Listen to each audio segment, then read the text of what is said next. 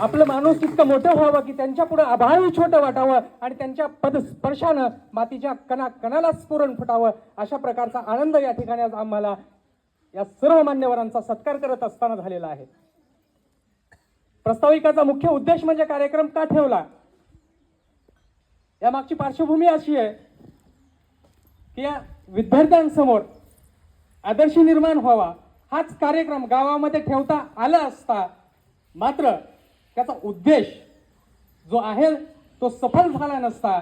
आणि उद्देश सफल व्हावा, विद्यार्थ्यांसमोर आदर्श व्हावा, आदर्श यावा, यासाठी या कार्यक्रमाचं आयोजन शाळेमध्ये करण्यात आलेलं आहे. मी माझ्यासाठी जगतो, मी माझ्यासाठी मरतो, आरशात पाहून स्वतःलाच नमस्कार करतो, या संकुचित वृत्तीला छेद देऊन मी समाजाचा देणेदार आहे, या उदात्त हेतून या ठिकाणी आमच्या भावना व्यक्त करण्यासाठी या ठिकाणी सत्काराच्या कार्यक्रमाचं आयोजन करण्यात आलेलं आहे. संजू भाऊकडे पाहिल्यानंतर असं वाटतं की तो शासकीय सेवेमध्ये होता. 36 वर्ष सेवा केल्याच्या नंतर, आणि 36 वर्ष हा कालखंड समाजासाठी, एखाद्या संस्थेसाठी मोठा असू शकतो, मात्र एखाद्या व्यक्तीच्या जीवनामध्ये तो फार मोठा आहे. आणि वयोमर्यादेमुळं आज तो सेवा निवृत्त झाला. मात्र तोच प्रायव्हेट क्षेत्रामध्ये असता तर आणखी 36 वर्ष सेवेमध्ये निश्चित असता, हे त्याच्या व्यक्तिमत्वाकडे पाहून वाटतंय. आणि हाच आदर्श विद्यार्थ्यांसमोर दिसावा, यासाठी या ठिकाणी आयोजन करण्यात आलेलं आहे. त्यांच्या हस्ते हा सत्कार करायचा आहे, ते म्हणजे आमचे विजय भाऊ, ज्यांच्या नावातच विजय आहे आणि ज्यांनी कर्तृत्वानं परिस्थितीवर मात करून विजय मिळवला, अशा व्यक्तिमत्वासाठी मी असं म्हणेन की गा सकूं जो आपका नगमा वो साज कहां से लाऊं, लिख सकूं जो आपके बारे में वो अल्फाज कहां से लाऊं, यूं तो आसान है तारीफ करना चांद तारों की, कर सकूं जो तारीफ विजय भैया की वो अंदाज कहां से लाऊं, वो अंदाज कहां से लाऊं. वास्तविक पाहता समाजामध्ये जगत असताना असं म्हटलं जातं की मोठं कुणाला म्हणायचं आणि छोटं कुणाला म्हणायचं.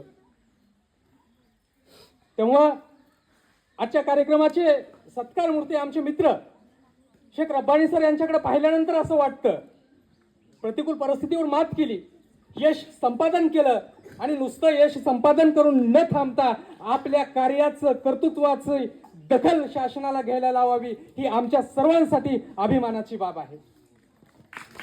रब्बानी सरांचं वैशिष्ट्य म्हणजे मोठं कुणाला म्हणायचं.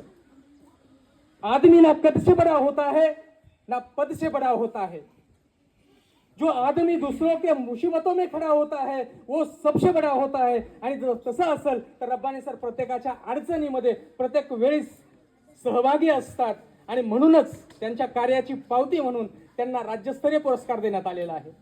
गावचं भूषण राष्ट्रपती पदापर्यंत जाऊन राष्ट्रपतीच्या हस्ते आदर्श शिक्षक पुरस्कार प्राप्त करण्याचं काम करणारे आमचे हनुमंत भाऊ. तसेच कोण बनेगा करोडपती या शो मध्ये जाऊन कुष्टेगाव हे नाव महाराष्ट्रामध्ये नव्हे तर भारतात करण्याचं काम करणारे आमचे मित्र आबा डाके. व्यासपीठावरील सर्व सन्माननीय, मार्गदर्शनपर बोलावं असं भरपूर आहे, विद्यार्थ्यांना देण्यासारखं तर खूपच आहे, पण थोडक्यामध्ये विद्यार्थी या कार्यक्रमातून घेऊन काय जातील तर ते आईस्क्रीम खायला आवडते. ठीक आहे, तर ती आईस्क्रीम जे आपण उन्हाळ्यात खातो त्यापेक्षा शिक्षण क्षेत्रामध्ये आणि तुमच्यासाठी आवश्यक असणारी आईस्क्रीम म्हणजे ज्या आईस्क्रीम मध्ये शिक्षणाचं ध्येय आहे, त्या आईस्क्रीम मधले आ म्हणजे आकांक्षा, ई म्हणजे इच्छाशक्ती, स म्हणजे संयम, म म्हणजे मनन, आणि क्री म्हणजे क्रियाशीलता. ज्या आईस्क्रीम मध्ये तुमचं ध्येय साठवलेलं आहे, जे साध्य करण्यासाठी तुम्ही शाळेत येत आहेत. ध्येय साध्य करत असताना तुम्ही प्रयत्न करत राहताल, आणि या कार्यक्रमातून जाता जाता तुम्ही आईस्क्रीम घेऊन जाताल. आईस्क्रीम म्हणजे ध्येय, आ म्हणजे ध्येय, आकांक्षा, ते पूर्ण करण्यासाठी असणारी इच्छा, ते मिळेपर्यंत प्रयत्न करावा लागतो, तो म्हणजे संयम. आणि संयमाचा विषय निघाला म्हणून सांगतो, संयम काय असतो हे जर तुम्हाला जीवनात पाहायचं असेल तर ते तुम्ही जयवंत भाऊकडे पहा, म्हणजे तुमच्या लक्षात येईल संयम शब्दाचा अर्थ काय असतो. कार्यक्रमाचे अध्यक्ष आमचे गुरुजी, ज्यांच्या व्यक्तिमत्वाची छाप तुम्हाला सर्वांवर असून ज्यांच्या उत्तरातून सुपरिवर्तन व्हावं असं सामान्यातील असामान्य व्यक्तिमत्व आज वेळात वेळ काढून थांबलं, यासाठी गुरुजींचं अभिनंदन करावं असं वाटतं.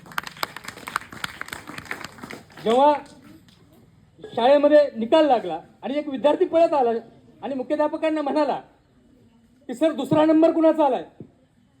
मुख्याध्यापकांना प्रश्न पडला, अरे पहिला नंबर विचारतात, तू दुसरा का विचारालास. तो विद्यार्थी म्हणला पहिला नंबर माझाच आहे, दुसरा बघायला आलो. हा आत्मविश्वास तुमच्यामध्ये निर्माण व्हावा आणि त्या उद्देशानं या ठिकाणी कार्यक्रमाचं आयोजन करण्यात आलेलं आहे. वेळ कमी आहे म्हणून जाता जाता एवढंच म्हणतो, उडत्या पाखरांना परतेची तमा नसावी, नजरेत सदा नवी दिशा असावी, घरट्याचे काय बांधता येईल केव्हाही, क्षितिजाच्या पलीकडे झेप घेण्याची जिद्द असावी आणि अशी जिद्द तुम्ही इथून घेऊन जाल एवढीच अपेक्षा व्यक्त करतो.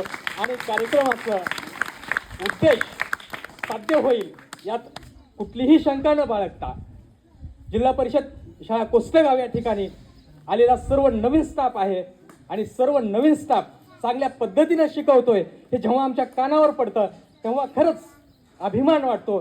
आणि या आलेल्या सर्व नवीन शिक्षकांचं अभिनंदन करतो की ते आमचे विद्यार्थी घडवत आहेत आणि असेच घडवत राहोत अशा शुभेच्छा देऊन या ठिकाणी मी प्रस्तावित संपवितो. धन्यवाद.